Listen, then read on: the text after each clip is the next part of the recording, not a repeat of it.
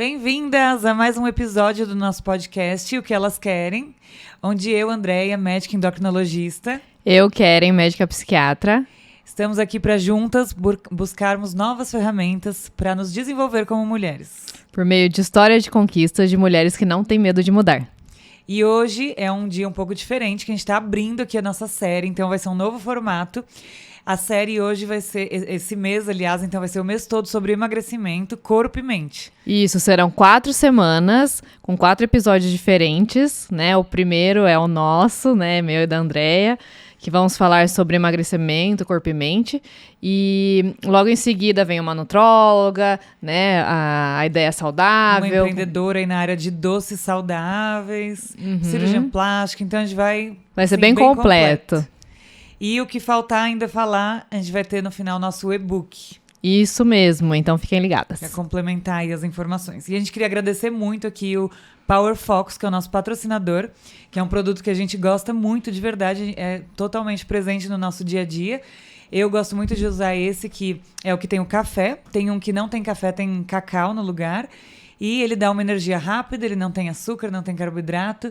E além da energia física, né, também uma clareza mental. Sim, e depois nós vamos mostrar, né, o outro de cacau aqui para vocês e vai estar na descrição para vocês comprarem aí e também sentirem todo esse benefício desse café que é tão energizante. Sim, com TCM, ingredientes limpos. E hoje a gente está aqui, nós duas, para falar, então, começar o assunto sobre obesidade. A gente decidiu começar essa série, né, por esse assunto, porque é um assunto muito prevalente para nós duas. Então, nosso consultório, né, nossa vida inteira, tudo que a gente estudou, sempre foi parte da nossa vida, pacientes com ganho de peso e ansiedade. E uma coisa piorando a outra. Então, para começar assim com dados que acho que é bem relevante para a gente começar a conversar, hoje no mundo a obesidade e o sobrepeso é quase mais da metade atinge quase mais da metade da população, então é muito relevante, né? Eles acho que nos Estados Unidos é mais ou menos 60%, né? Aqui no Brasil passou de 60% o sobrepeso e a obesidade, né, que já é caracterizada aí com IMC maior que 30, é mais de 20%. Então, e o que é IMC? IMC, a gente vai levar tudo isso, esses detalhes assim mais técnicos no nosso e-book, mas para quem não sabe, a gente faz uma divisão com o peso dividido pela altura ao quadrado. É um dado assim bem genérico, populacional, não leva em conta assim a estrutura da pessoa, massa muscular, a quantidade de água, mas é um bom parâmetro para a gente saber. Então é muito utilizado ainda nos estudos populacionais para saber se aquele peso está normal, então normal para a altura. Então, vem crescendo muito, né? Na pandemia teve um pulo, então já tinha mais de 50% no Brasil, foi para mais de 60% do pós-pandemia, as pessoas com sobrepeso. Acho que até pelas pessoas ficarem mais sentadas, né? Não saírem muito de casa, ficaram muito tempo sem atividade física, né? Hoje, eu vejo nos consultórios que hoje, assim, a 2023, que as pessoas estão começando a voltar, né? A se movimentar um pouco mais, até se encontrar com outras pessoas. E acabavam pedindo muito delivery, acho que tem muito disso também, né? Sim, essa mania do delivery e também pela questão da ansiedade, né? Sim. Essa saúde mental que piorou muito também na pandemia. Acho que foi um grande responsável como um gatilho. Sim, a ansiedade é uma questão muito prevalente, né? A ansiedade doença, eu falo, porque né, o transtorno de ansiedade generalizada é um diagnóstico. Né? As pessoas têm ansiedade, nós temos que ter esse impulso de vida, né? A pulsão de vida, que é a ansiedade de sair da cama, de fazer as coisas. Então, isso é bom, mas o momento que passa a ser maléfico, que você deixa de fazer algumas coisas porque você está se sentindo muito ansioso ou fica mais neurótico, pensando que algo vai acontecer o tempo inteiro, não sai de casa porque tem medo, né, das questões da rua, e acaba tendo disparos mesmo adrenérgicos, né, que o coração fica disparado, boca seca, as mãos, né, molhadas, então muitos sintomas acabam te incapacitando, isso sim é doença, né? E aí precisa ser tratado. E na pandemia aumentou muito. Então as pessoas deixavam de sair de casa com medo, né? Também mais ansiosas, aquela questão de, eu tenho medo das coisas, então vou procurar alimento, vou procurar comer, isso me satisfaz, me dá um alívio, né? Tem esse aumento de dopamina também. E acabaram que as pessoas ganharam mais peso. Então, de 10% de pessoas ansiosas antes da pandemia, hoje em dia temos 25% da população com esse diagnóstico, que é um número muito relevante. Assim, são de 4 pessoas, uma, né, tem esse diagnóstico. Não, é muito relevante mesmo. E é um dos gatilhos mesmo para o ganho de peso, né? Eu vejo muito isso quando eu atendo um paciente que a queixa é o ganho do peso, eu sempre pergunto qual foi o gatilho, né? Quando começou a ganhar peso, o que identificou, se teve alguma coisa que você acha que causou? E aí, antes da pandemia, a grande maioria era, por exemplo, casamento, ou alguns, assim, mudou de cidade, mudou alguma coisa na rotina, mas era muito, o principal era o casamento. Casou, mudou alguma coisa na rotina. E agora, pós-pandemia, a grande maioria fala, foi na pandemia que ganhou peso. Eu ganhei após o casamento, né? Eu ganhei 5 quilos, depois estava bem magrinha, né? As mulheres ficam magrinhas para casar. E aí, logo depois que casou, aí, com certeza, é isso, né? De ficar mais janta junto, sai mais junto e acaba engordando, né? Então, isso é uma das questões. Mas é logo pensar que, olha, né? As calças já não estão mais servindo e voltar ao peso, voltar à atividade física, voltar a comer certo. Porque não é só o ganho de peso, né? Também é saúde. Você falou uma coisa que realmente, eu acho que a mulher realmente tem muito essa... querer casar linda e maravilhosa e sempre faz uma super dieta e também tem uma pressão social e aí depois dá uma relaxada, né? Vai viajar, começa a fazer encontros e a gente tem muito essa cultura, né? De associar o prazer e que não tem problema nenhum, mas que às vezes é difícil, você acaba exagerando. Associar prazer, momentos de prazer bom, assim, de união, de lazer, de juntar a família na mesa. É cultural mesmo, né? Então acaba tendo um exagero nessa parte. E por que a gente engorda? Justamente porque tem um desbalanço, então, o excesso do que a gente está ingerindo pro tanto que a gente está gastando de energia. Então, por algum motivo, tem esse desbalanço. A gente está gastando menos, ingerindo mais. Então, tudo que bagunça esse equilíbrio, né? Então, na pandemia, as pessoas ficaram muito em casa. Então, reduziu o gasto energético. A ansiedade fez comer mais. E aí a gente tem as duas vias, né? A gente come por fome mesmo metabólica, quando o corpo precisa de energia. E aí ele tem diversos sinais que vai mandar pro cérebro que ele tá realmente faltando energia. E tem a via do apetite hedônico, né? Que é o comer por prazer. É o comer da fome emocional. Que aí entra essa questão da ansiedade. E aí, como você disse, tem uma ansiedade que é uma ansiedade normal, aceitável, que não faz mal. E quando que faz mal? Quando ela começa a disparar, além desses que você comentou, o eixo também do cortisol, né? O eixo da adrenal. Então, começa a aumentar os hormônios, adrenalina, cortisol, e aí começa a fazer esses hormônios do estresse a longo prazo começam a fazer mal, e uma das coisas é aumentar a fome e aumentar a tendência a armazenar gordura.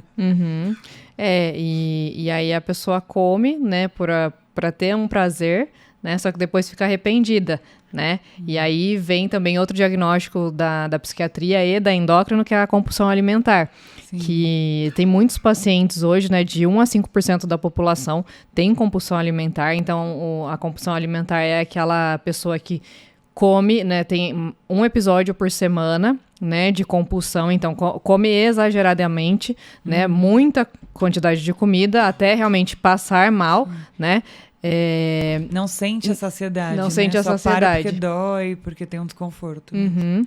E acaba, né, tendo esse ganho de peso porque não consegue ter controle mesmo. Sim. E tem também, muito interessante, 2 vias cerebrais, né, que em inglês eles chamam e usam muito esses termos nos estudos, que é o wanting, que é querer, né? E o liking, que é o gostar, que são 2 vias diferentes. Uma do wanting, que é a mesma via que é ativada nos vícios, é a via da dopamina, né? Do prazer, da recompensa.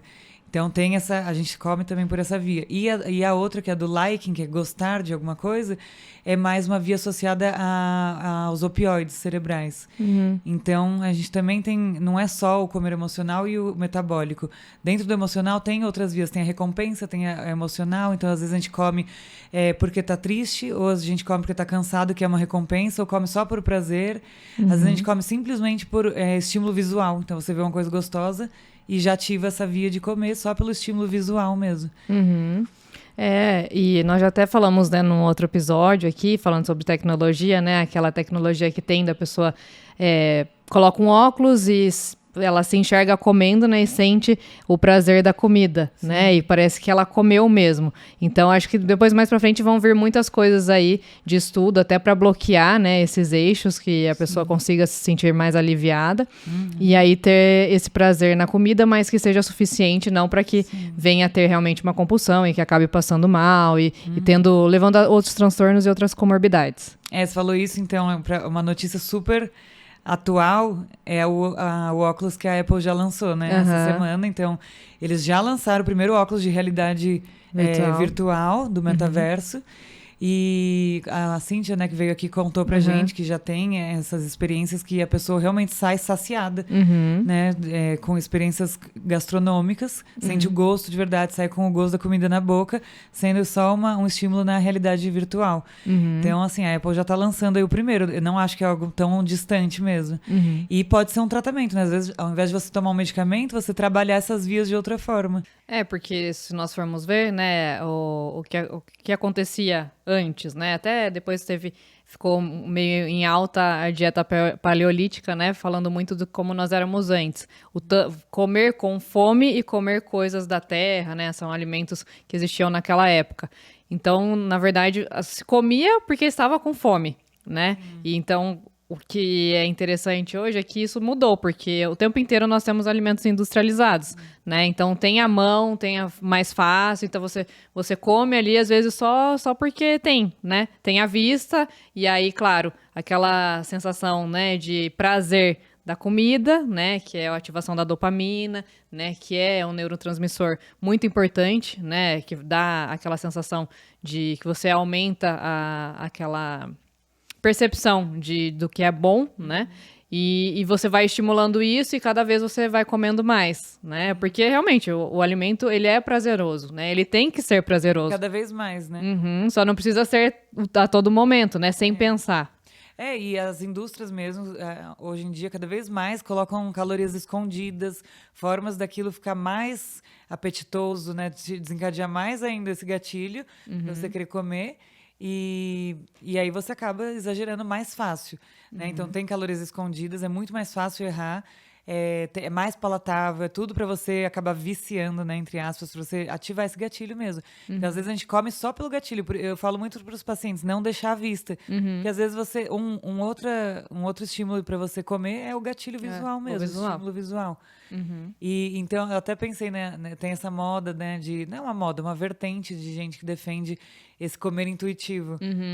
E isso me preocupa um pouco, porque, assim, pode funcionar muito bem, mas não para todo mundo, né? É a privação, né? Porque se você faz isso, às vezes, para uma pessoa que tem uma dessas coisinhas que a gente falou aqui, uma dessas formas de comer um pouquinho desajustado, então, um dia que ela tá um pouquinho mais ansiosa, um pouquinho mais estressada, ela vai comer mais. Ou pega uma comida, assim, que é um pouco mais industrializada e, assim, que... Então, assim, é muito complicado, assim, acho que tem como você seguir uma linha, assim, mais natural, sem se restringir, né, fazer uma dieta sem uma restrição, ouvindo sinais, acho que isso é muito importante, né, você ouvir os seus sinais, perceber a fome, perceber a saciedade, mas você ter, assim, 100%, tipo, vou comer quando eu tiver vontade, deixar livre, eu acho que no mundo de hoje é muito fácil você acabar exagerando, assim, comendo mais do que o seu corpo precisa. E quais são os hormônios, Andréia, da fome, né, e da saciedade? Bom, então, assim, o que regula a nossa fome, o nosso corpo, ele recebe sinais, né, periféricos, que a gente fala, que é quando não estão no cérebro, então sinais que estão no corpo, que vão mandar a mensagem lá para o cérebro. Então, que sinais são esses? A insulina, a grelina, que é um sinal de fome. Onde que a grelina tá? Eu entendi hoje. Não. Hoje ela tá alta, eu tô com fome. Que você aprende na faculdade, né? É a grelina, vai fazer a bariátrica, daí você... Ela tá no estômago, então ela tá no fundo gástrico, por isso que justamente a bariátrica, quando você faz a cirurgia, você retira ali as células que produzem a grelina. E aí ajuda também reduzir um pouquinho a fome por isso, né? Não é só restrição. Isso mesmo na cirurgia que só diminui o estômago, porque é lá que ela é produzida. Que mais? A leptina, então, em contrapartida, é muito importante da saciedade. A leptina ela é produzida na gordura. Então, quanto mais... nosso corpo é muito inteligente, né? Então, quanto mais gordura você tem, você acumula gordura. Então, a pessoa com mais que engorda. Células adiposas mesmo. Ela produz mais leptina, mandando pro cérebro saciedade, pra comer menos. E se você tá com menos gordura, ele reduz, né? Você tem menos leptina, menos gordura, menos leptina, e vai prevalecer mais fome. Então, é uma regulação mesmo. É muito inteligente, mas aí qual que é o problema, então, né? Porque se é tão inteligente, por que a pessoa não inibe a fome e não emagrece Não para de logo? comer. Aí, das principais causas é porque com o nosso estilo de vida e muitos industrializados, todas essas toxinas que a gente é exposto, sedentarismo, às vezes álcool. Então, sim, todo estilo de vida ruim, você leva uma inflamação, até do hipotálamo mesmo. Então, ele não reconhece esse sinal da leptina. É o que a gente chama de resistência à leptina. Então, por mais que ela tá tentando te dar saciedade, mas o seu hipotálamo, ele não consegue receber esse sinal. E aí você perde um pouco essa regulação. Então, isso é uma das causas aí que você mantenha a obesidade. E isso é bem ruim, né? Porque nós estamos até discutindo, lendo aquele artigo novo sobre crianças, né? Que tem o número de crianças, né, obesas tem aumentado também como de adultos. Então, você vê que crianças, quando elas têm uma obesidade, né, quando elas crescem, têm muito mais dificuldade em emagrecer, né? Não sei se tem relação isso com a leptina, mas também com o número de adipócitos, né, que são as células de gordura. Porque quando elas se formam, né, depois elas só esvaziam para emagrecer, mas elas continuam ali. Sim. Então, uma criança que ela é mais magra quando ela é criança, né, e daí ela vira adulto, mas ela engorda, é mais fácil ter essa manutenção ou até perder o peso, né? Sim, por isso, nossa, isso é muito importante. Acho que é legal a gente falar disso mesmo, porque tá crescendo muito obesidade infantil, até diabetes, que antigamente era uma doença, a diabetes tipo 2 era de velho. Era. E hoje em dia tem já adolescente com diabetes tipo 2, que é uma doença que antigamente demorava anos. Então tá crescendo muito e é muito perigoso por isso, porque você aumenta as células de adipócitos, de gordura, e depois esse adulto depois vai ter muito mais dificuldade para reduzir o peso. Ele muda mesmo aquele set point mesmo de regulação do peso e é muito difícil. Ele sempre vai lutar muito mais para voltar, então é muito perigoso. E até lembrei de uma coisa também que você comentou outro dia, que a criança até 7 anos que a personalidade dela é formada, né? Então, eu acho que essa fase aí do até 7 anos e até um pouquinho mais... É a mãe. É a mãe, o pai, né? Quem cria. E aí você vê que tudo ali está sendo formado. Então, desde a personalidade da criança até as células adipostas. As células de gordura. Adipostas, Então, é muito delicado, assim. Tem que ter uma conscientização da família mesmo, né? Porque nessa idade... E fica mais fácil quando você começa de criança a organizar e planejar a vida dela, né? E fazer com que ela se planeje, fica mais fácil, né? Você organizar ela para que ela coma melhor, né? Que ela faça atividade física, né? E aí quando cresce já fica muito natural. Porque se você tem uma vida, né, desregrada quando você é criança e quando você cresce, fica muito mais complexo, né? Você se regrar, você ter, né, horários, rotina, né? Claro que consegue, mas aí tem outras alternativas para que consiga, né? É igual mesmo a criar hábito, né? Sempre, quanto mais cedo você começar, melhor. Sempre é mais difícil, é igual introdução alimentar, né? Uma coisa que aqueles adultos que não amadurecem o paladar, é muito mais difícil, né? Você conseguir mudar depois lá na frente. Então, também essa questão de introduzir os alimentos. Se você não gosta, você que é mãe, mas tudo bem, seu filho tem que experimentar, mesmo você não gostando. Então, comprar as coisas, né? Para ele sempre provar. Tipo, ele não gosta de brócolis. Não tem isso. Assim, você pode, daqui uma semana, um mês, tentar fazer de outra forma, cozinha de outro jeito, tenta de novo. Às vezes é uma fase. E então tem que insistir mesmo para essa fase que ele está se formando, ele metabolicamente, ele ter melhor proveito mesmo. E a mesma coisa das doenças mentais, né? Mesma coisa, É a mesma coisa, porque a criança ela vai aprendendo em um ambiente saudável, né? Até a como se comportar, né? O comportamento, né? A personalidade que é formada. E os pais, eles vão orientando para que essa criança cresça o mais saudável possível, né? E hoje em dia também tem muitos pacientes, crianças, né, ou os jovens adolescentes com ansiedade, né? Esses tempos eu atendi uma professora de um colégio muito famoso aqui de São Paulo, em que ela falou que os alunos do segundo ano, 80% tomavam medicação para ansiedade, né, no segundo ano do colegial. Então, são super jovens, né? Uns 15, 16 anos, que estão tomando medicação, né? E, assim, para mim, medicação só é dada, né, ou só deveria ser prescrita com um diagnóstico. Então, se 80% da sala tem um diagnóstico de ansiedade, alguma coisa está acontecendo, né? Então tem que ser vista, porque se está acontecendo porque pagar, né? o que está acontecendo aí, né? Como são as vidas dessas crianças, né? E isso com certeza deve ser também para a obesidade, né? Porque é um número que está aumentando. E uma coisa leva a outra, né? A gente vê que está muito interligado. Uma coisa aumenta a outra. A ansiedade aumenta o ganho de peso e estar acima do peso, ter uma obesidade, aumenta a ansiedade. Então, um diagnóstico alimenta o outro mesmo. E você comentou um pouco no começo que existe uma ansiedade normal, né? Então, as pessoas também... eu acho também que tem muito diagnóstico errado, né? Às vezes as pessoas estão querendo muito controlar sintomas de uma forma rápida, então tomar remédios para não sentir. E às vezes não sentir uma coisa que é normal, né? Desde que a gente criou essa capacidade de planejar as coisas, né? Quando a gente começou a plantar, né, lá na nossa evolução, porque antes a gente saía coletando o que tinha na frente, né, caçando, sem pensar no amanhã. Sim. E aí, a partir do momento, a gente... Então, essa ansiedade, que não é ansiedade, né, uma ansiedade saudável, é até parte da nossa evolução. Então, a gente começou a conseguir planejar. Então, vou plantar aqui, que amanhã vai nascer, vou ter fome. O cortisol. Então a gente tem que aproveitar isso para o nosso bem. Exatamente.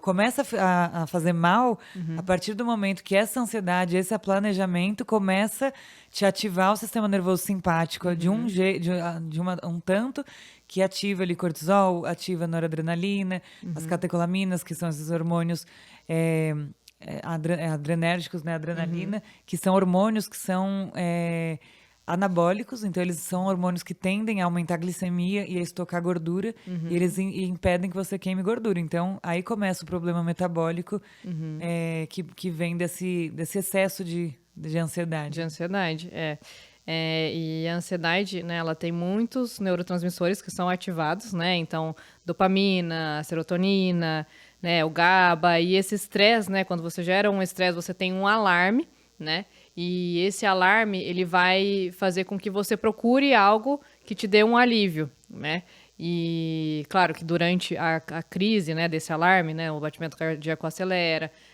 você fica com a boca seca, fica com as mãos geladas, né? Você transpira, tua pressão sobe, né? Você fica preparado para fugir, né? E para assim... luta e fuga mesmo. Luta e fuga. E só que alguns pacientes, quando ficam mais ansiosos e não crises de ansiedade, que são esses sintomas que eu falei, eles procuram um prazer, né? Algo que vai relaxar. Porque, claro, nós também vamos instruir o paciente a procurar uma distração, né? Quando fica ansioso. Mas a distração não é a comida, né? Porque isso vai voltar àquela cascata toda de ativação de dopamina, né? De neurotransmissores, faz esse boom, e aí o paciente acaba, né, engordando ou ficando pior, porque daí sobe todos os neurotransmissores que são internamente ligados a isso, e daqui a pouco desce muito rapidinho, né? E aí ele fica querendo comer de novo, né? Ou buscando outras alternativas para essa ansiedade que ele tem.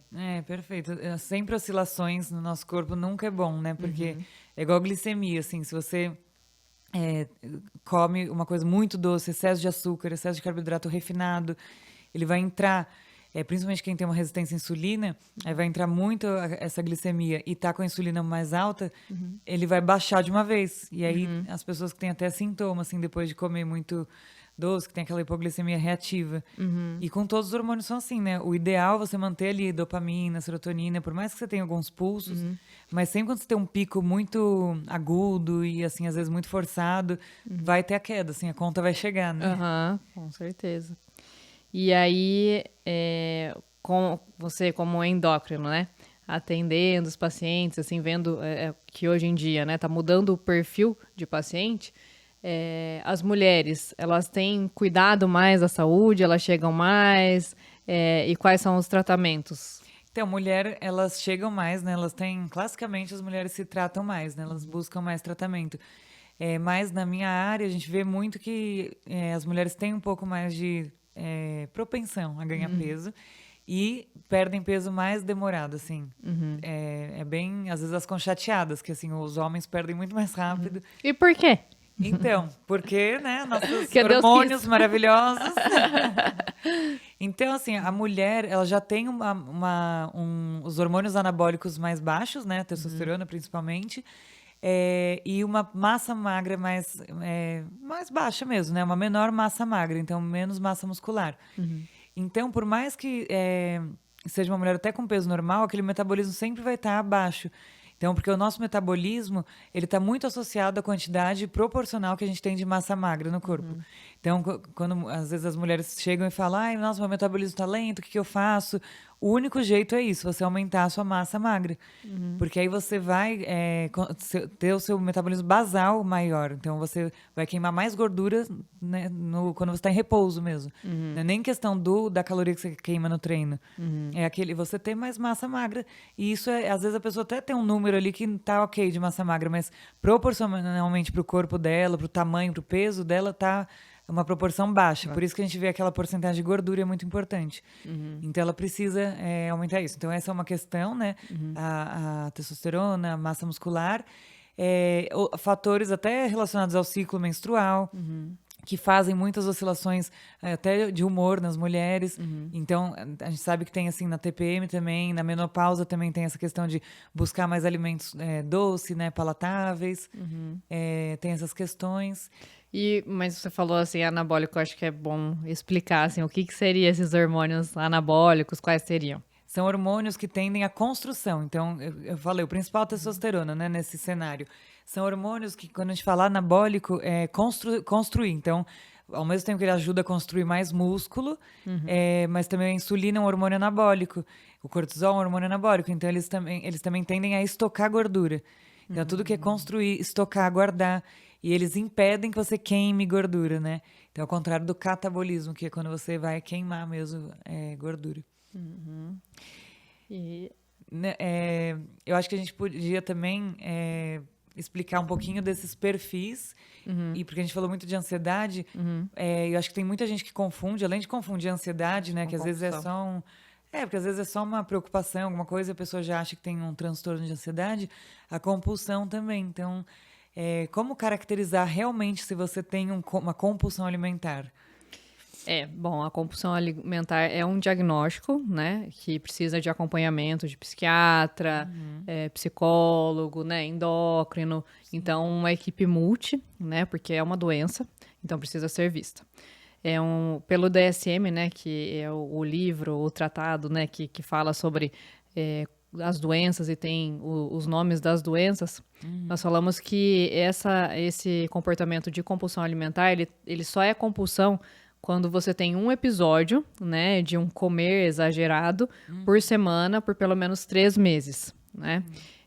E esses episódios, eles são acompanhados de tristeza, arrependimento, melancolia, né? O paciente, ele se sente mal porque isso aconteceu, né? Claro que tem mais graves, outros mais brandos, né? Mas precisa ter isso que são os critérios, né? Para que a pessoa seja diagnosticada. Sim. E aí nós vamos acompanhar, né, o porquê que acontece isso, né, o paciente, ele tem um impulso, da onde vem esse impulso, dessa compulsão, né, vai ser tratado em psicoterapia, né, na infância, foi com o que você comia, como era a tua relação com a comida. Quando começou, né, importante. Quando começou... qual é o tipo de alimento, né, que a pessoa tem compulsão, também é bem importante. Porque às vezes tem gatilhos, né, que ela precisa evitar mesmo, gente, igual um vício, né? E também o que caracteriza uma crise, né, que as pessoas, para ficar bem claro, assim, que é diferente, assim, de você ir numa festa de criança e comer um monte. Você ir num rodízio de pizza e comer um monte de pedaço de pizza. Então é sempre algo fora do contexto, assim, com não necessariamente alimentos que você Pode ter alimentos, né, que dão um gatilho, preferência, mas você acaba ali tendo um descontrole, vai comendo o que tem E você come rápido. sem ter a saciedade, né? Você não sente saciedade, você come compulsivamente, né? Chega até a passar mal, né? Você só fica para muito mal. porque dói, porque passa mal. Não para. Tem aquele freio. Sim. Então, até no episódio, né, com a Carol, ela falou sobre isso, né? Um dia que ela aconteceu mais grave, né? Ela até explicou, então quem não viu, corre lá, porque tá bem interessante também o episódio com a Carol. Mas é isso, né? É uma doença, então precisa de tratamento. Mas vamos dar o spoiler? Que ela contou que ela chegou a comer a comida do lixo. E numa crise, né? Então não tinha mais o que comer, ela pegou de volta do lixo, assim, já tinha decidido não comer, jogou fora e voltou atrás. Então é um impulso muito forte. Não dá pra falar, força de vontade, pare. Não, é uma doença mesmo, uma doença. problema. E come rápido, né? Com aquele impulso mesmo. Eu passava no ambulatório lá no HC das crianças, era criança ainda, era Instituto da Criança. Aí eu rodei lá um mês nesse ambulatório e tinha crianças que aí as mães... que é uma obesidade mais grave, genética, né? Bem grave, a gente chama obesidade hipotalâmica mesmo. E aí as mães contavam que tinham que pôr cadeado mesmo, e trancar a geladeira, trancar tudo. Porque é algo muito, assim, não tem como conversar, é muito forte o impulso. Essa síndrome, ela acompanha bastante, né, com o psiquiatra também, até na residência. Tinha um paciente que foi internado lá conosco, com a nossa equipe, e como era difícil, assim, ele não conseguia parar de comer, né, bem grave. Que era bem curioso, que nesses casos, os medicamentos quase não ajudavam, não adianta muito. O que mais ajudava era a psicoterapia e a conversa com as mães, de mudar questões nos hábitos mesmo, na rotina da criança. É verdade. É o tratamento, assim, muito eficaz é a terapia cognitivo-comportamental, né? Porque você vai mudar o comportamento. Então, a terapeuta, ela vai te acompanhar, né? Tem terapeutas que saem até para almoçar com você, né? E falar sobre a comida e conversar sobre isso, né? A pessoa, ela precisa entender e ressignificar, né? O alimento, assim. Então, é muito legal. Apesar de ser uma doença, tem que ser, né, falada bastante, abertamente, para que não seja também confundida como é só uma ansiedade ou como por ansiedade, né? E também, assim, até voltando um pouco nas regiões cerebrais, tem uma região que é a região da consciência, então, da decisão. Então, e aí tem até um estudo, depois a gente até coloca, né, os estudos, que mostra que quem tem obesidade, assim, obesidade grau 1 ou 2, a partir de grau 1, você já tem menos atividade nessa região da decisão. Então, quando você tem... O estímulo prevalece, o estímulo da vontade, do impulso. Então, são pessoas mais, às vezes, impulsivas, que têm dificuldade. Porque, às vezes, a gente tem um impulso, mas aí vem a consciência e fala, não, mas eu decido não comer. E aí, essas pessoas têm uma atividade menor nesse núcleo de decisão racional. E aí, prevalece, assim, esse impulso mesmo, né? Geralmente decisão é frontotemporal, né? Frontal. E aí que deve ter uma lesão, né? Provavelmente. Ou alguma alteração, assim. Pelo menos de neurotransmissores. Sim, com certeza. E aí dos padrões alimentares, né? Que você tinha perguntado. Então, a gente vê que mulheres têm mais o padrão de beliscar, né? De comer, que é bem esse comer, às vezes, por ansiedade, né? Porque você não tá com fome, não é aquele super apetite, mas você tá sempre ali pegando uma coisinha, comendo. E isso tem um paralelo muito grande com outros hábitos, né? Como roer unha, né? Outras coisas que você acaba descontando. Fumar, tem gente que fuma por esse gatilho de ansiedade, precisa ter alguma coisa na mão. Então, esse padrão beliscador que a gente chama. E aí, dentro desse padrão, você ainda tem ali, se é preferência por doce, se é por coisa mais maçuda mesmo, se é coisa crocante, tem gente que precisa, tipo, amendoim, pipoca, sucrilhos. E então tem essas divisões. E aí e homem vai mais pro perfil do padrão hiperfágico. Às vezes fica horas sem comer, não sente fome, pula a refeição. Quando senta, é pratão, repete. Temos um exemplo aqui. Temos um exemplo. Eu até brinco que na faculdade eu era chamada de Pedrão, né? Porque quando eu ia almoçar, assim, eu fazia Uma pratada. pratada, porque por mim eu comeria 2 vezes ao dia, né? Feijoada. Então, feijoada, prato mesmo. Eu gosto de comida, né? Eu não sou tão beliscadora. Sim. Mas Nossa, tem muito, é né? muito isso. E eu lembro até quando a gente trabalhava juntas lá no... Eu toda hora eu preciso estar pegando alguma coisinha. Eu sou muito beliscadora. Eu preciso me controlar. Senão toda hora eu tô ou tomando um outro café, ou tomando uma água, ou tomando não sei o quê, ou pegando um... E você, tipo, Eu fico nada. um tempão. Eu ficava, gente, como ela consegue? Ela tá aqui já há 8 horas e não comeu nada. Eu acho que eu sou dos antepassados lá. Mas é Mas é isso. padrão. E o importante é saber controlar, né? Porque, claro, que às vezes eu como bastante, né? Mas aí à noite eu já sei que eu tenho que comer menos. E também eu já tô com menos fome, né? Eu acho que o importante também é saber isso, né? Você se conhecer, saber qual é o seu padrão, para que você evite, né? Nesses momentos, você ultrapassar o limite, né? Não, perfeito. E é exatamente isso. Porque só é um problema quando a pessoa tá, por exemplo, tem um sobrepeso, uma obesidade. Aí a gente vai buscar qual que é o padrão alimentar dela, porque em cima daquilo a gente vai tratar. Não é todo remédio que funciona para os 2 padrões, por exemplo. Tem remédio que só é bom para quem come volume hiperfágico. E tem medicamento que é melhor para fome emocional, para quem belisca. Mas agora, fora de um contexto de sobrepeso, né? Quem tem um peso normal, então você consegue lidar, é só o seu perfil. E aí vai ser também importante para você escolher a dieta melhor.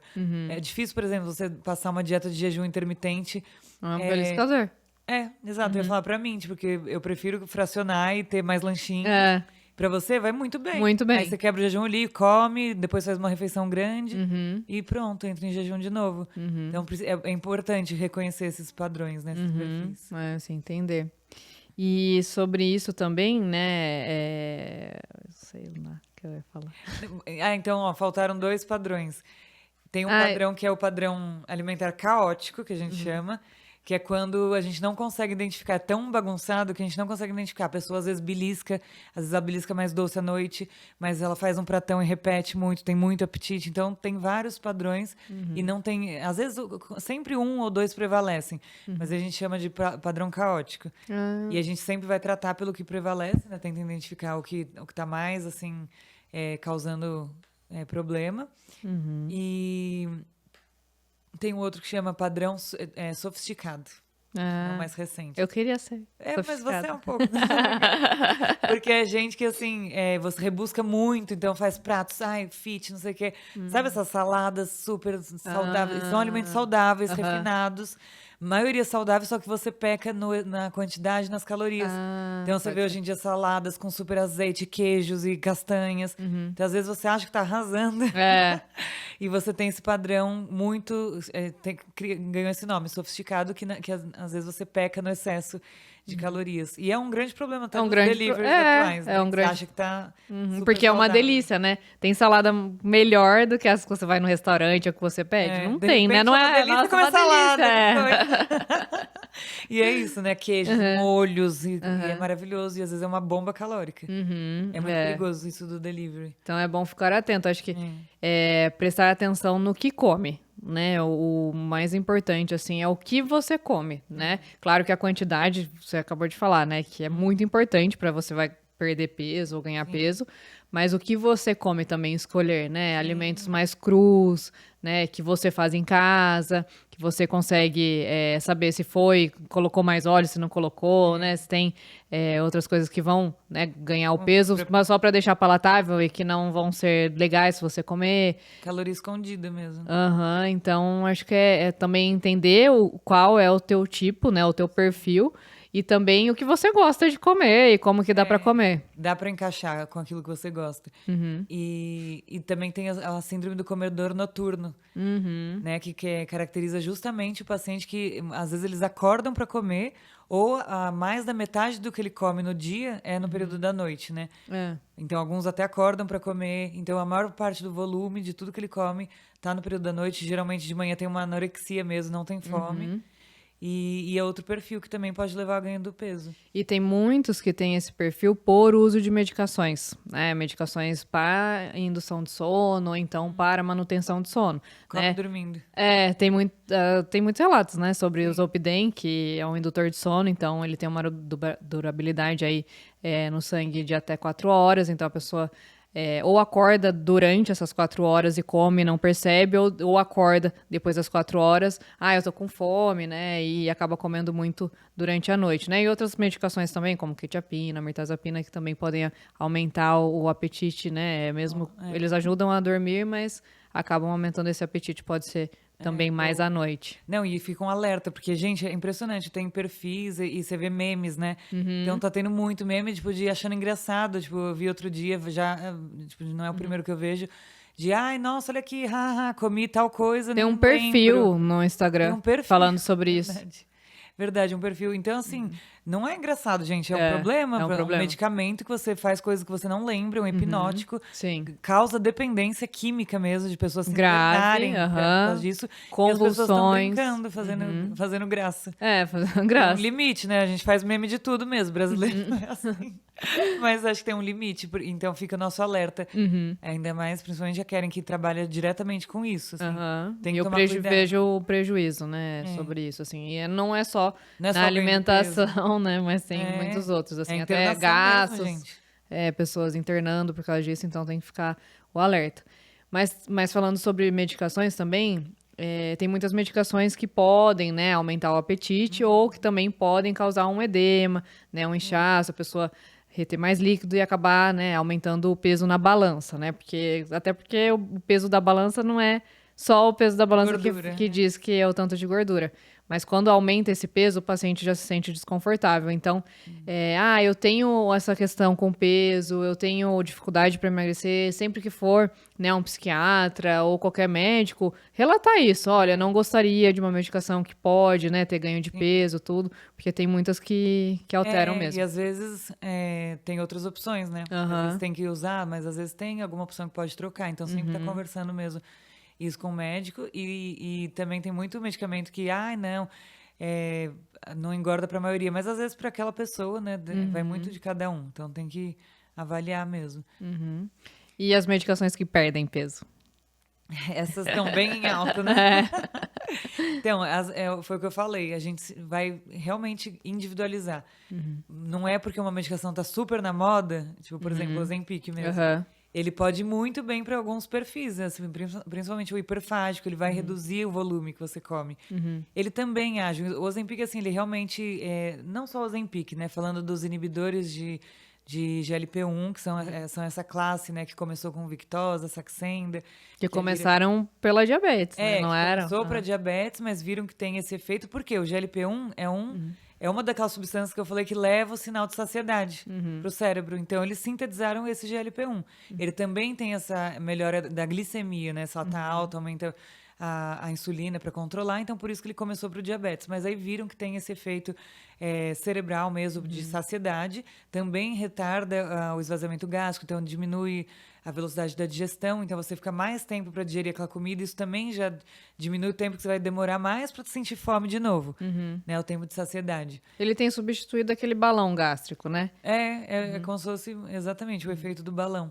Na verdade, ele até, quando você faz a bariátrico bypass, tem uma mudança que aumenta a produção de GLP-1, que é igual tomar esses medicamentos. Então, ele também age nessa fome até emocional, no vontade de comer, uma coisa porque é gostosa, não só pela fome. Ele também tem um efeito, então ele também ajuda nisso. Mas alguns pacientes, por exemplo, que gostam muito de beliscar doce, que é muito paladar de doce, às vezes ele não é tão bom. Ajudar. Eu já vi paciente na prática que falando que até aumentou, que tá comendo mais doce, porque às vezes tira tanto apetite de salgado que você fica até meio nauseado, ele dá até um pouco de enjoo, então você não desce muito comida mesmo, e o doce vai mais fácil. Então, uma paciente começa a beliscar doce porque não consegue comer comida de verdade. Isso é um problema, né? E até nós falamos, né, em uma das pílulas nossas, né, sobre Ozempic, sobre Zolpidem. Então, fica o alerta, vão lá, né, dar uma... Ou tem que repetir. Pra não ter que repetir. Mas que é uma medicação boa, né, o Ozempic, mas tem as particularidades como qualquer outra medicação, né? E outras coisas também, porque se você faz sem um acompanhamento, às vezes você tem uma perda de peso muito rápida e vai muito músculo junto. Ele tende a esse catabolismo, você perde massa magra, seu metabolismo cai. Quando você para de usar, você engorda porque você baixou seu metabolismo basal. Então, você tem que usar ele como uma ferramenta, mas olhando tudo isso, de composição corporal, de manter massa magra, de ajustar a alimentação, garantir as proteínas.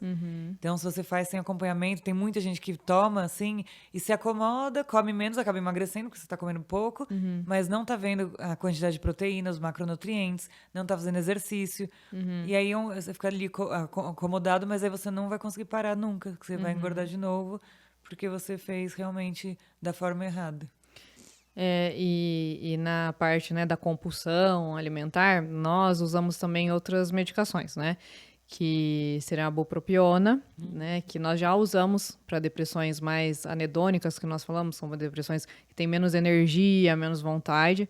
Então, também é usado, né, para compulsões alimentares, porque a bupropiona também ajuda, além dessa depressão menos energia, compulsões de alimentos, né, tabagismo. Então, né, para a parte da compulsão, ela é usada, né? Agora chegou uma nova medicação que é o Contrave, que é a bupropiona, junto com a naltrexona, que também, né, ajuda na compulsão. Ajuda então, bastante no peso também.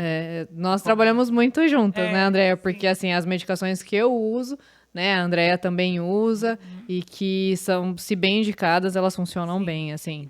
Isso, assim, de fazer o diagnóstico correto e indicar o medicamento correto é muito importante. Eu já tive paciente que tinha uma resistência à insulina muito grande, e é um hormônio anabólico que impede você queimar gordura, então fica muito difícil emagrecer. E eu já tive essa paciente que usou dose máxima de Ozempic e não emagreceu nada. E é associado com algum outro medicamento, não lembro qual era. E aí, desculpa, não foi Ozempic, foi um outro remédio, acho que sibutramina, que ela vinha tomando, que é um anorexígeno, assim, que inibe o apetite bastante. Ela não emagreceu nada. E aí, quando a gente tratou com metformina, a resistência à insulina e a questão da compulsão, ela foi fazer terapia e tratar com medicamento, acho que foi topiramato, aí ela emagreceu super bem. Então não adianta, a gente tem que ver realmente o perfil e se tem algum transtorno aí causando, né? Até porque, assim, se você não sabe qual é, como você né, você se enxerga, né, o médico também não te entende, não dá só aquela fórmula que dá pra todo mundo, né, e não vai acontecer, igual você acabou de falar, né, não vai emagrecer, não vai ter resposta, né, porque não vai tratar ali o cerne da questão, né, então tem que saber qual que é. E de suplementos também, às vezes tem bastante coisa que, por mais que os suplementos às vezes não vão fazer aquela diferença expressiva, mas muitos podem ajudar, principalmente quando a gente identifica ali, até mesmo a questão da ansiedade, né? Já tem evidências científicas, né? Alguns suplementos. Sim. Então, a gente pode associar, né? Que em muitos casos já ajuda. Principalmente quando vem dessa questão da ansiedade, né? Na ansiedade. Tem muitos. Bom, eu sou fã do ômega 3, né? Eu prescrevo para todos. Tem muitos estudos até na infância, né? De uso de ômega 3 e diminuição de LDL, né? Que é o colesterol ruim que nós temos. Então, isso eu sempre prescrevo, né? Sim. Eu gosto... E tem evidência melhorando depressão, né? Muito, muito. E ele ajuda muito na modulação neuronal, né? Porque ele ajuda na formação de bainha de mielina, né? Que é a formação do nosso neurônio completo, ele é mais em ácido graxo, né? Então, o ômega 3 é muito bom para neurotransmissões em geral. Então, eu uso muito. Para ansiedade, tem o 5-HTP, né? Que é o hidroxitriptofano, que tem alguns estudos dizendo que pode ajudar, né? Melhora, assim, a ansiedade. Não tem nada assim muito específico, mas eu vejo que alguns pacientes eu consigo usar e que melhora, tem que tomar cuidado, porque quem já usa algum antidepressivo que atua na serotonina, né, pode ter sintomas extrapiramidais, que é tremor, né, ficar com a boca um pouco mais seca, os olhos mais secos, então não dá para usar sem prescrição médica. Tem mesmo sendo fitoterápicos e às vezes naturais, tem que sempre ter uma orientação. Valeriana também pode ajudar, né? O picolinato de cromo, ele age muito, assim, quem tem resistência à insulina é bom. É verdade. E melhora até um padrão, assim, dessa vontade de doce, compulsão. O Morosil, né, para circunferência abdominal, pode diminuir também. Tem vários, assim, né, que dá para usar. Mas, assim, eu acho que o principal é essa reorganização, né, da vida mesmo, né? Tem que ter um sono bom, porque se não tiver um sono bom, né, vai aumentar a vontade de comer no outro dia. Total, já na hora. Por quê? Porque uma noite mal dormida já aumenta a nossa grelina, então o nosso hormônio da fome, ela já vai estar aumentada no dia seguinte, com uma noite mal dormida. E a privação crônica de sono, aí pior ainda, porque aí você tá com o seu eixo do cortisol desregulado, e aí ele vai estar alto quando não é pra estar, não vai estar baixo quando não é pra estar. Então, quando você desregula, né, esse eixo, aí você tende a acumular gordura, né, aquele problema do excesso do cortisol, e realmente não consegue ter um sono de qualidade. Aí você não tem a produção hormonal também que tem durante a noite, que é do hormônio do crescimento, que também é importante até para o controle de gordura, e os outros hormônios que são produzidos durante a noite, que a gente tem pico. Então é super importante, né? O sono. Total. Aí a atividade física, assim, nem se fala, né? Que é muito importante para aumentar o metabolismo. Tipo de alimentos, né? Então é um apunhado de coisas, assim, que você tem que fazer diferente, né? Isso Pra do tipo, emagrecer. então, só para reforçar, tipo, eu falei tem a quantidade, mas hoje em dia, tipo, tem muita gente que fala muito, assim, também, tem muito cuidado isso na internet.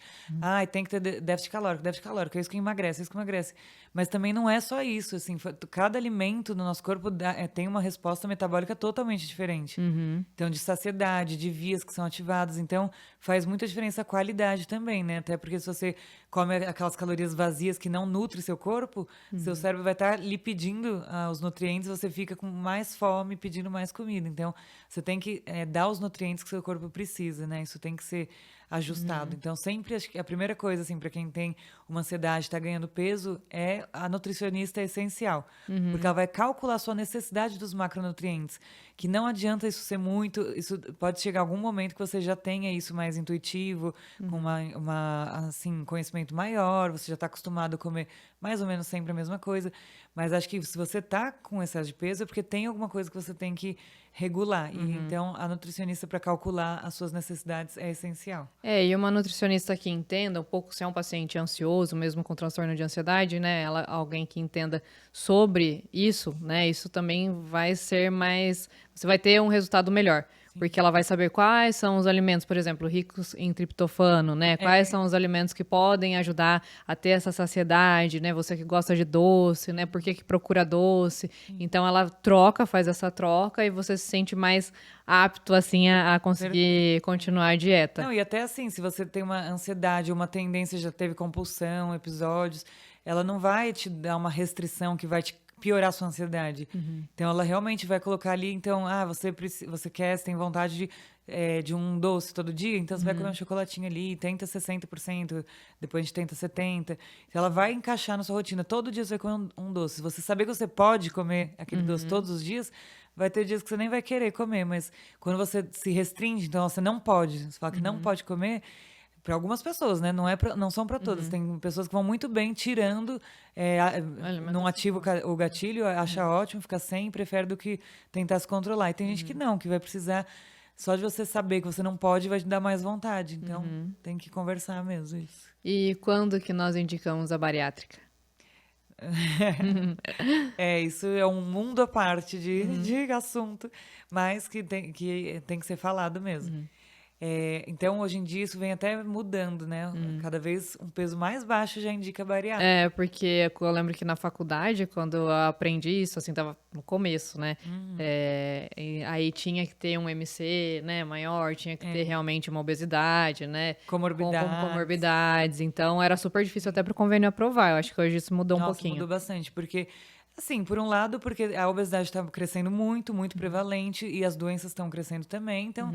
Algo precisava ser feito mais cedo, igual a gente falou da obesidade infantil. Então, está cada vez mais cedo. Então, realmente, essa indicação foi se moldando a isso. Então, hoje, alguns guidelines já falam até da cirurgia metabólica, que com IMC de 30, que é a obesidade grau 1, você já indica, assim, você já tem... Se você tiver um diabetes, essa resistência à insulina, pré-diabetes, você já indica a cirurgia. Mas, oficialmente, para a cirurgia bariátrica, então, só para o peso... você com IMC de 40 já indica. Você tem indicação sem precisar ter nenhuma doença associada ainda. E com IMC de 35 você tendo alguma comorbidade que também está cada vez mais flexível, assim, muitas coisas que já indicam, até transtornos de humor, você ter um quadro de ansiedade, depressão associado ao seu peso, você já entra como comorbidade. É importante, né? Porque realmente é uma comorbidade, né? Sim. Muda muito. Assim. Mas no nosso e-book vai ter esses detalhes, o que é o MC, como calcular e tudo isso que a gente comentou aqui também. Ah, é verdade. Isso é uma novidade. Nós vamos ter um e-book, né? Vamos falar bastante sobre cada série, né, que nós fizermos vai ter um e-book sobre isso. Então, essa é a nossa primeira série, a série sobre emagrecimento. Vai ser algo mais detalhado. Nós vamos falar mais de uma forma didática, né? Mas de um outro modelo para quem tiver interesse. Né? Sim, quem quiser se aprofundar, porque a gente começou a ver que assim. Os assuntos sempre vai ficar um detalhe ou outro que a gente tem vontade de explicar um pouco mais, ou para ou para a pessoa que quer se aprofundar no assunto mesmo. Então, todo mês vai ter o tema do mês, né? As séries que a gente vai começar a partir desse mês, e vai ter o e-book explicando para quem quiser se aprofundar. Então, desse mês, né? Na verdade, a gente começou nosso podcast com esses assuntos, né? Então, por isso que foi a primeira série que a gente escolheu, que era uma coisa muito prevalente nas nossas especialidades, que é o ganho de peso associado à ansiedade. E um alimentando o outro. Então, mente e corpo, né? corpo. É trabalhar os dois, porque nós não somos só cabeça e não somos só corpo. Então, quem gosta de saber, né? Porque eu acho que cada vez mais as pessoas querem, mesmo quem não é da área, mas se aprofundar mesmo.